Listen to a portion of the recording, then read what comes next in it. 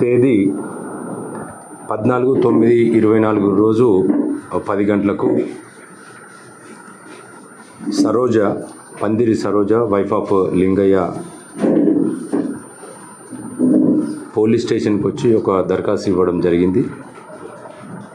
నా భర్త లింగయ్యను మరియు తన స్నేహితుడైన గుమ్ముల సంతోషులను 13వ తేదీ 9వ నెల 2024 నాడు రాత్రిపూట వాళ్ళ ఇళ్ళలోకి వచ్చి ఒక శాఖాపురం శంకరయ్య, ఇతను మత్స్య పారిశ్రామిక సహకార సంఘం మాజీ అధ్యక్షుడు, ఇతను తన అనుచరులతో కలిసి కిడ్నాప్ చేసుకుపోయినరు మా భర్తని ప్లస్ సంతోష్లోని అని ఒక దరఖాస్తు ఇవ్వడం జరిగింది. దాని మీద ఎస్ఐ గారు సతీష్ కేసు రిజిస్టర్ చేయడం జరిగింది.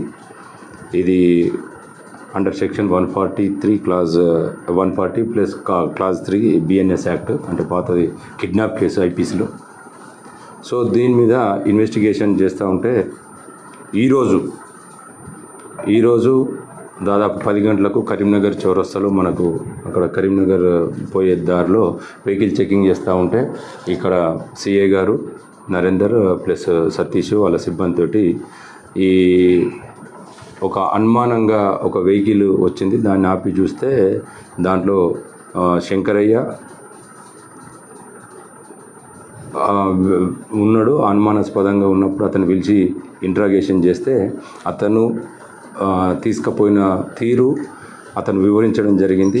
అతను ఈ ఎలక్షన్లలో ఈ 2024లో ఇదే మత్స్య పారిశ్రామిక సహకార సంఘము ఎలక్షన్లు గవర్నమెంట్ తరఫున నోటిఫికేషన్ ఇవ్వడం జరిగింది. అది 14వ తేదీ నాడు ఎలక్షన్ ఉండను. వీళ్ళు 13వ తారీఖు నాడే ఇతనికి పోటీదారుడైన ఇంకొకతను ఎట్లన్నా గెలవద్దనే ఉద్దేశంతో వీళ్ళిద్దరిని బలవంతంగా తీసుకుపోవడం జరిగింది. దీంట్లో ఈ సహకార సంఘంలో మొత్తము 31 మంది సభ్యులు ఉంటారు. 16 మంది అతనికి ఉన్నారు, 15 మందికి ఇతరున్నారు. కాబట్టి అందులోకెళ్ళి ఒక ఇద్దరిని ఎట్లన్నా బలవంతంగా తీసుకుపోవాలని ఇతను ఒక ప్లాన్ చేసి, ఇతను పాత నేరస్తులైన కొంతమంది, ఒక మొహమ్మద్ మొహిదీన్ ఎలియాస్ మున్నా, ఇతని సొంత ఊరు దండేపల్లి, ప్రస్తుతం ఇప్పుడు మంచిర్యాలలో ఉంటున్నాడు. ఇతను 2003లో ఒక మర్డర్ కేసులో ఇన్వాల్వ్ అయి ఉన్నాడు. తర్వాత సుందిల్ల దేవేందర్, ఈ చంద్రయ్య, ఈ దాంపూర్ ఆఫ్ భీమారం మండల్, ఇతను కూడా ప్రస్తుతము మంచిర్యాలలో ఉంటుండు. ఇతను కిరాయికి, అంటే ఎవరైనా బెదిరి అంటే డబ్బులు తీసుకొని బెదిరించే పని చేస్తూ ఉంటాడు ఇతను. తర్వాత జంగ ఎల్లయ్య, ఎలియాస్ రాజు, హర్షయ్య, ఇతని హాజీపూరు సొంతూరు కానీ మంచిర్యాలలో ఉంటుండు. ఇతను 2 అటెంప్ట్ మర్డర్ కేసులలో గతంలో కేసులు రిజిస్టర్ అయినాయి. ఒక థెఫ్ట్ కేసు కూడా అతని పేరే ఉంది. తర్వాత మెట్టిపల్లి రవి, తాళ్ళ తరుణ్, ఎలియాస్ టిల్లు, వీళ్ళిద్దరు డ్రైవర్లు. వీళ్ళు సుపారీ తీసుకొని ఈ శంకరయ్య అనే వ్యక్తి వీళ్లకు ₹1,00,000 మాట్లాడుకొని వాళ్ళిద్దరిని కిడ్నాప్ చేయాలి, నేను ఎట్లనే ఈ ఎలక్షన్లలో వాళ్ళని కిడ్నాప్ చేసినట్టయితే, అంటే 16 మంది అతనికి ఉన్నారు, 15 మంది నాకున్నారు.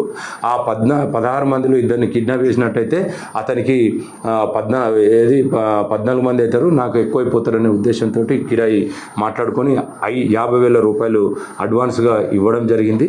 ఆ అడ్వాన్స్గా ₹1,00,000 మాట్లాడుకొని 50,000 అడ్వాన్స్గా ఇవ్వడం జరిగింది.